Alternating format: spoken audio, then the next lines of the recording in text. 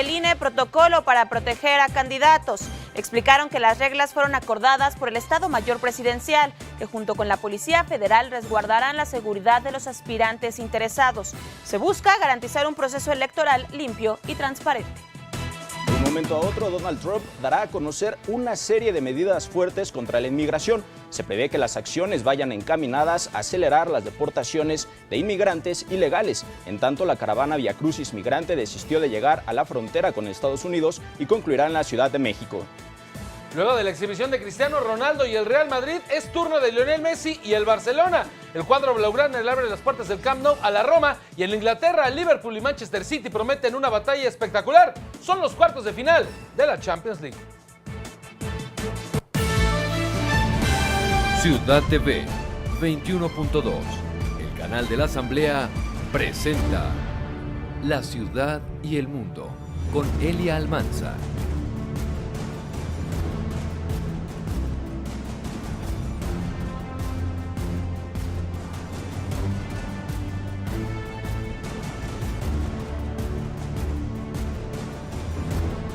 Hola, ¿qué tal? Muy buenas tardes, bienvenidos a la segunda emisión de La Ciudad y el Mundo este miércoles 4 de abril. Por supuesto, les invitamos a que nos acompañen en las siguientes 2 horas de información. Saludo con gusto a mi compañero Jesús González. Hola Jesús, buenas tardes, ¿cómo estás? Hola Elia, auditorio, mucho gusto. Gracias por estar con nosotros. Este día tendremos información muy importante. Así es, también saludamos a Óscar Mota en los deportes. Hola Óscar, buenas tardes, ¿cómo estás? Hola Elia, Jesús, amigos de La Ciudad y el Mundo, así es, tenemos mucha información, un miércoles muy futbolero, así que quédense con nosotros para que tengan toda la información. Muy bien, ya nos estarás contando. Mire, todo el equipo estamos listos para llevarle la información más destacada de La Ciudad y el Mundo, porque en estos momentos ocurren cosas importantes. Arrancamos con el resumen de noticias.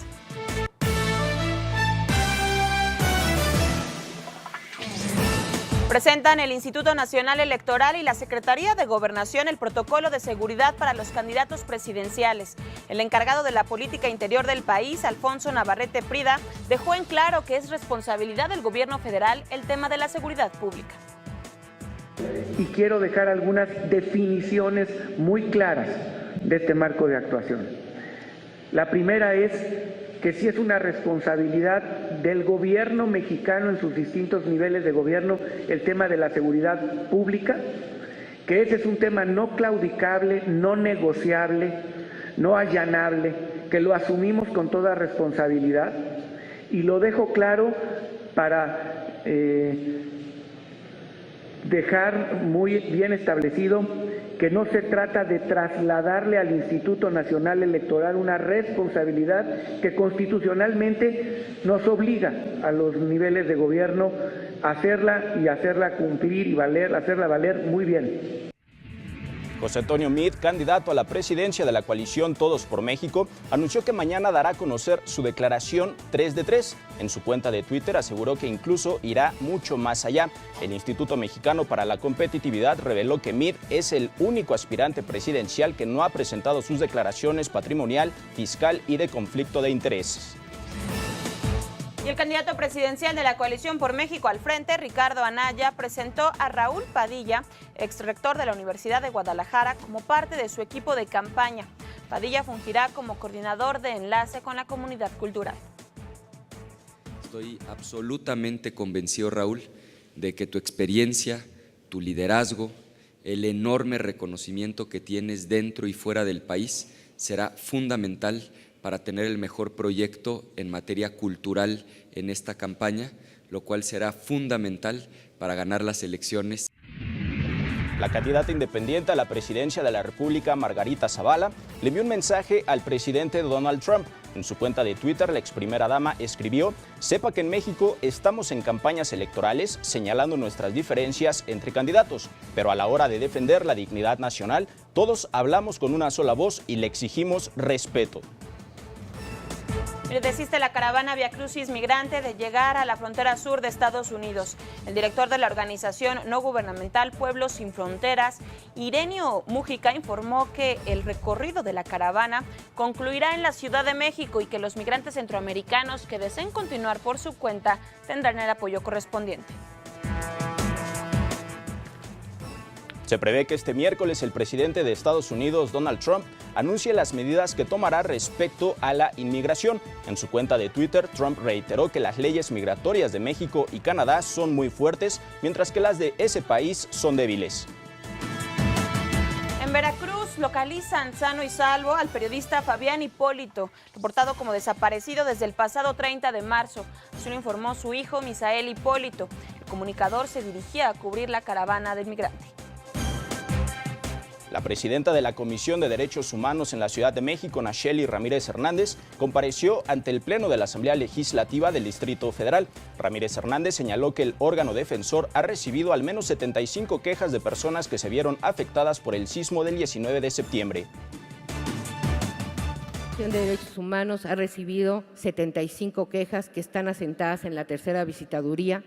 22 de ellas son por daños pendientes en dictaminación, 5 por construcciones que causaron daños de inmuebles, 5 por inmuebles colapsados, 4 por inmuebles de alto riesgo al demoler y 4 pendientes a dictaminar.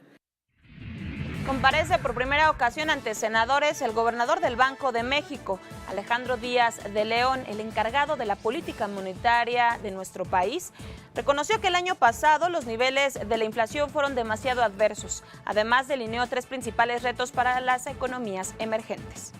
El primero es, se ha presentado una reducción en los precios de las materias primas. Hemos tenido una reducción muy importante en los precios de todo tipo de materias primas. Esto ha implicado para las economías emergentes un reto en 3 dimensiones. Una es un choque en términos de intercambio, es decir, una caída en los precios de los bienes que se exportan. El segundo reto es aumentos en las tasas de interés externas. El tercero es lo que aquí denominamos la revisión del modelo de integración global y regional, y que no es otra cosa lo que hemos estado viendo. Se ha estado revisando, en el caso de Brexit y la renegociación del Tratado de Libre Comercio es muy clara, en el cual por diversos motivos ha estado en proceso de revisión. En las finanzas, cae el peso ante las tensiones comerciales entre Estados Unidos y China. El dólar se vendía en 18 pesos con 31 centavos y se compraba en 18 pesos con 21 centavos en ventanillas bancarias en la apertura del mercado cambiario.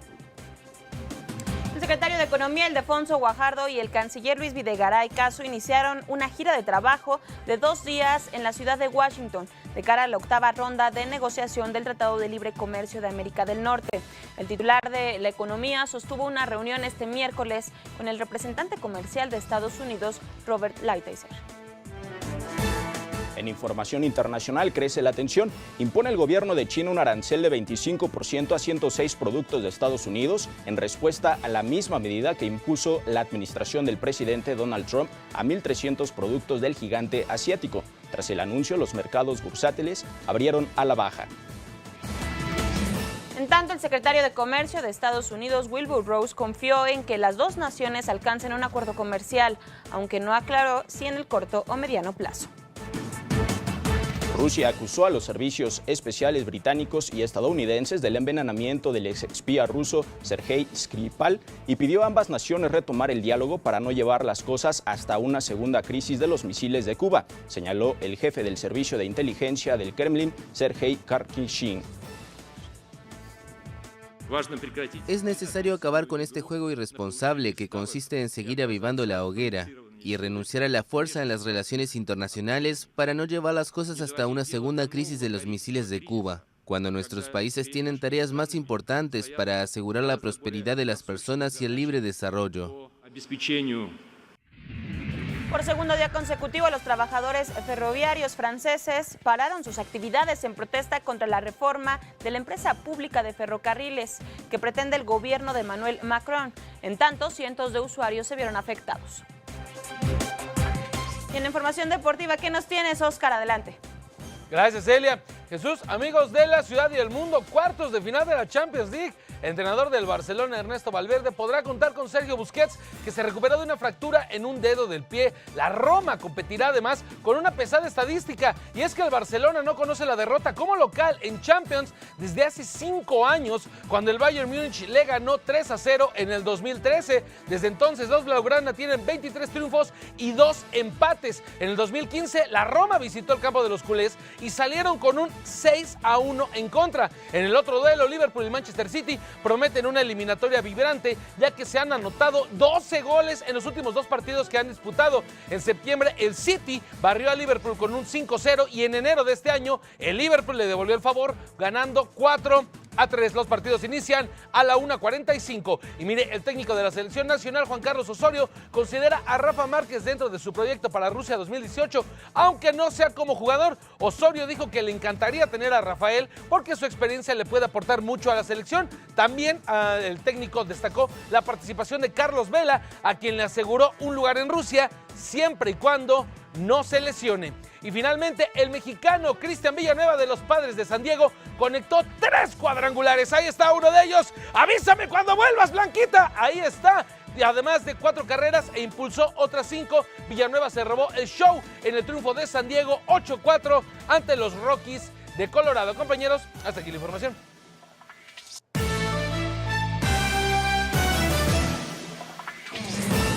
Muchísimas gracias, Oscar. Más adelante estamos nuevamente contigo y gracias a todas y a todos por acompañarnos esta tarde de miércoles en una emisión más de esta segunda emisión. Miren, vamos a arrancar dándole seguimiento a esta caravana Via Crucis Migrante y tenemos información actualizada, Jesús. Sí, es información muy importante. La organización Pueblos Sin Fronteras, encargada de la caravana Via Crucis del Migrante desde hace 8 años, integrada por al menos unos 1000 centroamericanos y que el martes se detuvo en Oaxaca, dará fin a su recorrido en la Ciudad de México. Ya no llegará a la frontera con Estados Unidos. Irineo Mújica, al frente del pueblo de Pueblos Sin Fronteras, dijo que si otras personas necesitan acompañamiento, hay equipo de apoyo en la frontera, pero tendrán que viajar por su cuenta.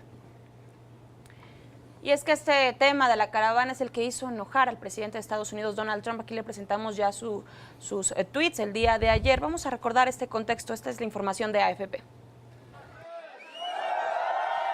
Familias completas de hasta 20 integrantes viajan a través de México en esta caravana, llamada Via Crucis Migrante, y que ha despertado la ira del gobierno estadounidense. Cerca de 1,500 personas partieron el 25 de marzo desde Tapachula, Chiapas, región mexicana fronteriza con Guatemala, en un recorrido con Estados Unidos como destino. El 80% son hondureños, el resto guatemaltecos, salvadoreños y nicaragüenses. Acompañados por activistas, buscan mostrar el calvario que viven los migrantes ilegales en su paso por México hacia el llamado sueño americano. Solo tendemos algo ahí para sentirnos un poco cómodos y a dormir al siguiente día, a pensar qué es lo que va a pasar. El presidente estadounidense Donald Trump ha exigido al gobierno mexicano detener al grupo antes de que alcance la frontera común. La caravana se encuentra desde el fin de semana en Oaxaca, donde el Instituto Nacional de Migración negocia visas humanitarias de 1 año a quienes califiquen con el fin de diluir al grupo. Según activistas, poco menos de la mitad de los viajeros está ilusionado con obtener la visa y quedarse en México. El resto está resuelto a llegar legal o ilegalmente a Estados Unidos. Para platicar sobre esta situación en la que se encuentran los migrantes centroamericanos, saludamos con gusto en la línea telefónica a José Cortés. Él es reportero, lo saludamos hasta allá, hasta Oaxaca. Hola José, buenas tardes, gracias por estar con nosotros. Hola José, buenas tardes.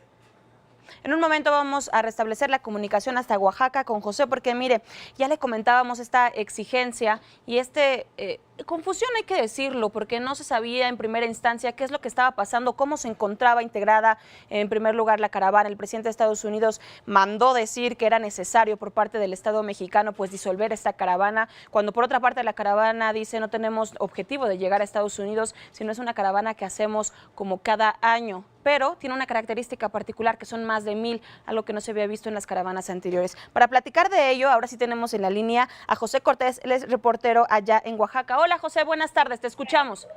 ¿Qué tal? Muy buenas tardes, yo los saludo desde la unidad deportiva ferrocarrilera aquí en la ciudad de Matías Romero en Oaxaca, donde se ha establecido este campamento de migrantes centroamericanos que participaban en este Vía Crucis del Migrante.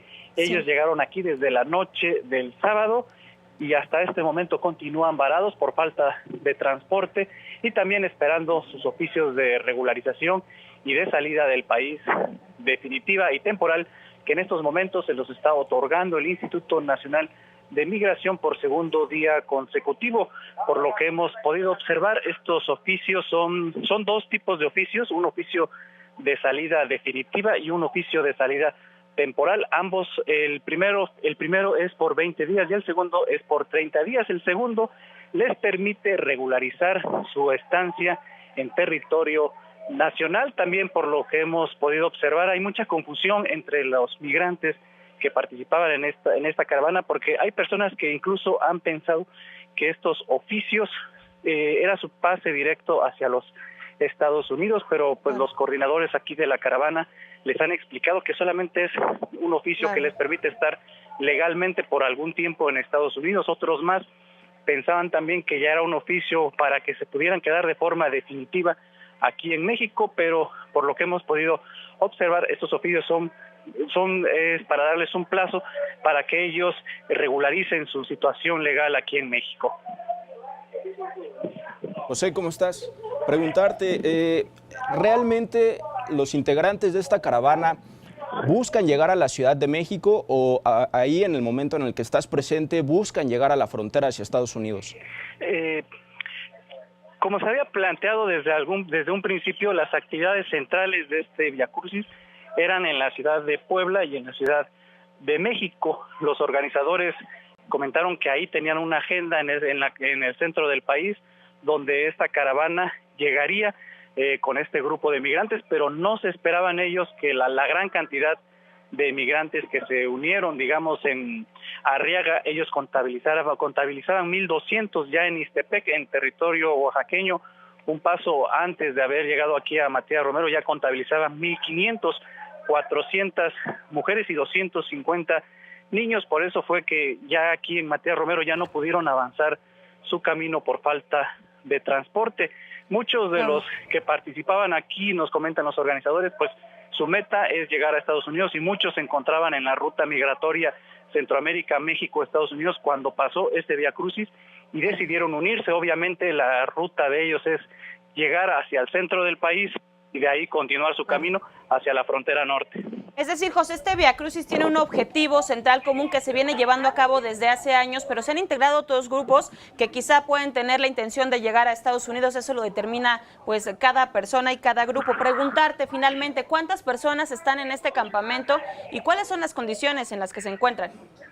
En estos momentos aproximadamente son unas 800, 900 personas que aún permanecen aquí en Matías Romero. Como se informó el domingo, un grupo de 400 hombres se fueron en el tren carguero conocido como La Bestia hacia territorio veracruzano. Ahorita estas personas, el resto que quedó aquí, que son 900, la mayoría mujeres con menores de edad, se encuentran desplazados en esta unidad deportiva de Matías Romero. Hace un sol intenso a esta hora, todos están en puntos donde les pega un poquito de sombra de los árboles, algunos más en las puertas recibiendo los apoyos que ha llegado por parte de la sociedad, como agua embotellada, papel sanitario, toallas sanitarias, también algunos alimentos no perecederos que les ha hecho llegar la gente de aquí de Matías Romero y de poblaciones cercanas. En estos momentos todos se han abocado a este llamado del Instituto Nacional de Migración que están entregando los documentos que antes ya les había comentado, pero la mayoría continúa aquí, unos se encuentran acostados, otros más platicando, otros más, los niños principalmente, ocupados siempre aquí en los juegos que están en esta unidad deportiva. Y ese es el panorama que se vive aquí en Matías Romero. Muy bien, José, vamos a estar al pendiente y dándole seguimiento al camino o a la ruta que continúe esta caravana. Muchísimas gracias. Gracias, hasta luego. Él es José Cortés, pues dándonos claridad sobre la situación de este campamento en particular. Dice hay 800 a 900 personas, otros más ya partieron. Vamos a estarle dando seguimiento. Con esto nos vamos a una pausa y regresamos en breve, no se vaya.